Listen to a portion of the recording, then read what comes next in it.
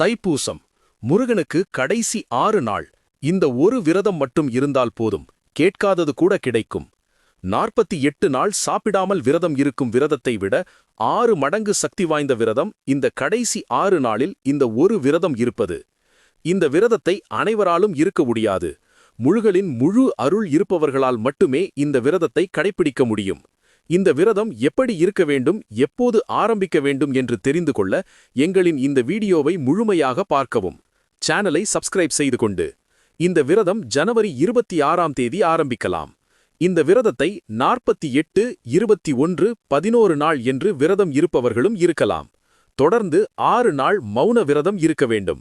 சாப்பிடாமல் கூட விரதம் இருக்கலாம். ஆனால் பேசாமல் விரதம் இருப்பது மிக மிக கடினம். ஆனால் இந்த ஒரு விரதம் இருந்தால் கட்டாயம் அந்த முருகன் சாட்சியாக நீங்கள் எதை நினைத்து வேண்டி இந்த விரதம் இருந்தாலும் அடுத்த 7 நாளில் நடக்க